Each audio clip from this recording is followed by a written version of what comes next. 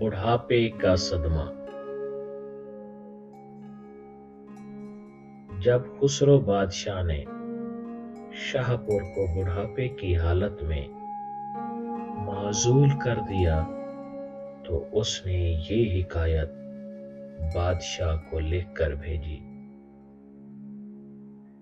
اے بادشاہ سلامت، اگر میں کسی کام کا نہیں رہا تو خدا کرے تو نکما نہ ہو۔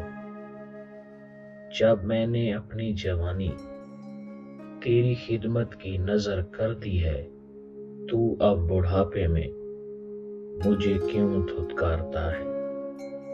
فتنہ باز مسافر کو ملک سے نکال دینا ہی کافی سزا ہے، اس سے دشمنی کرنے کی ضرورت نہیں کہ اس کی بری عادت ہی اس کی دشمن ہے، اور اگر وہ تیرے ملک کا رہنے والا ہے تو اس کو دوسرے ملک میں بھیج کر اپنے ملک کو بدنام نہ کر کہ وہ کہیں اس ملک کے تمام لوگ ایسے ہی ہوں گے، کیونکہ وہاں کے لوگ بد دعا کریں گے، یہ مصیبت ہمارے سر ڈال دی۔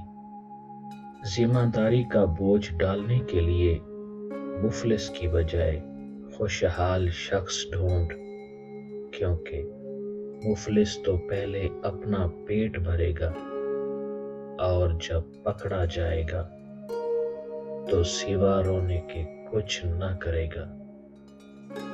اگر بڑا افسر بھی بددیانتی پر اتر آئے تو اس پہ کسی چھوٹے کو نگرانی سونپ دے، اور اگر وہ دونوں آپس میں ساز باز کر لیں تو دونوں کو فارغ کر دے۔ خزانچی خوف خدا رکھنے والا رکھ، نہ وہ کہ جو صرف تجھ سے ڈرے۔ ایسے لوگ تلاش بسیار کے بعد تجھے 1% بھی نہیں ملیں گے۔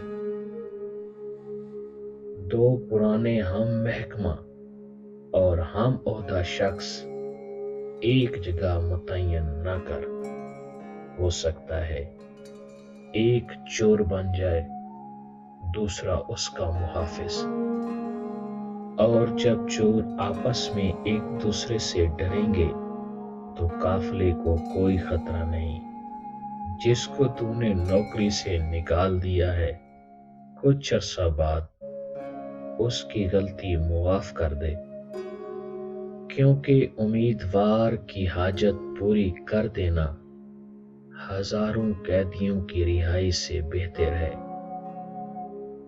پڑھے لکھوں کو کام سونپ تاکہ تیرا مقصد حاصل ہو۔ انصاف پسند بادشاہ اپنے کارندوں پہ ایسے ہی غصہ کرتا ہے جیسے باپ بیٹے پر، کبھی اس کو مار بھی لیتا ہے تاکہ اصلاح ہو، اور کبھی اس کے آنسو بھی خود ہی صاف کرتا ہے۔ اگر تو صرف نرمی ہی کرے گا تو دشمن دلیر ہو جائے گا، اگر سختی ہی سختی کرے گا تو ہر کوئی تجھ پہ شیر ہو جائے گا، کہ بے گناہوں کو بھی سزا کا خطرہ پیدا ہو جائے گا۔ سختی و نرمی دونوں ضروری ہیں، جیسے جراح آپریشن بھی کرتا ہے مرہم بھی رکھتا ہے۔ سخی اور بہادر بن، جب اللہ تجھ پر مہربان ہے تو اس کے بندوں پر مہربان ہو جا۔ اگر تجھے پہلے بادشاہ یاد آئیں تو اپنے آپ کو ان پہ قیاس کر لے کہ وہ نہیں رہے تو بھی نہیں رہے گا۔ دنیا فانی ہے، صرف نیک نامی ہی باقی رہتی ہے۔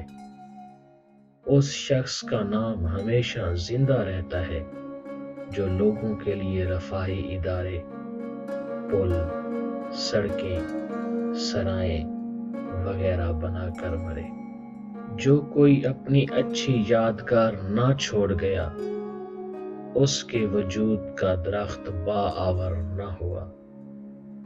ایسے کے لیے کوئی دعا بھی نہیں کرتا، لہذا نیک نامی چاہتا ہے تو اپنے بڑوں کی اچھی عادات اپنا۔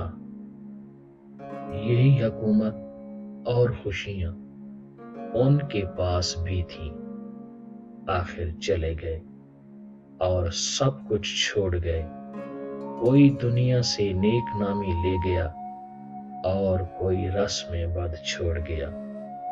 کسی کی چغلی خوش ہو کر نہ سن، اور اگر سن لے تو اس کی تحقیق کر، قصوروار کی معافی قبول کر لے، کیونکہ اس کو پہلی خطا پر ہی سزا دینا انصاف نہیں۔ ہاں، اگر ایک بار اس کو نصیحت کی اور اس نے نہ سنی تو پھر بے شک اس کو قید کر دے، اور اگر قید کرنے سے بھی باز نہ آئے تو اس کو قتل بھی کیا جا سکتا ہے۔ بہرحال سزا دینے میں کافی سوچ و بچار سے کام لے، کیونکہ بدخشاں کا لال توڑ دینا تو آسان ہے، اور اگر ٹوٹ گیا تو دوبارہ پہلے کی طرح نہیں بن سکے گا۔ گیا وقت پھر ہاتھ آتا نہیں۔ اگر کوئی حکمران کسی ایسے شخص کو معزول کر دیتا ہے جو اس کی خدمت کرتے کرتے بوڑھا ہو گیا ہو، تو یہ بات مروت کے خلاف ہے۔ اگر اس کو معزول کرنا ضروری ہو گیا ہے تو اس کی پینشن مقرر کر دے، تاکہ بڑھاپے کی حالت میں بے روزگاری کا شکار ہو کر در در کی بھیک نہ مانگنا پڑے۔ اب تو حالت یہ ہے کہ جس کو چند مہینوں کے لیے کوئی چھوٹی سی بھی وزارت مل جائے تو وہ اس تھوڑے سے وقت میں دوسروں کے لیے کچھ کرے یا نہ کرے، بہرحال اپنے لیے اتنا کچھ کر جاتا ہے کہ نسلوں سے بھی ختم نہیں ہوتا۔ اس لیے تو کروڑوں کا خرچہ کر کے الیکشن جیتتے ہیں اور کامیاب ہو کر حکومت میں شامل ہو جاتے ہیں، اور اس کے ساتھ ساتھ پہلی حکومت کو چور، ڈاکو، رہزن، لٹیرے اور نہ جانے کیا کچھ کہتے رہتے ہیں، اور خود چوری اور ڈاکے کا مقدس پیشہ اپنائے بھی رکھتے ہیں۔ پہلو نے اپنے سے پہلے والوں کو چور کہا اور بعد والوں نے ان کو چور ڈاکو کہا۔ چور مچائے شور، دونوں ہی سچے ہو، تم دونوں کو ہی چوروں ڈاکوؤں والی سزا ملنی چاہیے۔ اسی لیے تو اسلام کے نفاذ کے لیے دونوں ہی رکاوٹیں کھڑی کرتے ہو کہ اسلام آ گیا تو ہم سب ٹنڈے ہو جائیں گے اور ہمیں چوروں ڈاکوؤں کی سزا ملے گی۔ شرم سے گڑ جا، شرم سے گڑ جا، اگر احساس تیرے دل میں ہے۔ کاش وہ بوڑھا وزیر ہمارے وزراء سے گر سیکھ لیتا، تاکہ بڑھاپے میں ذلت سے تو بچ جاتا۔ شرم تم کو مگر نہیں آتی۔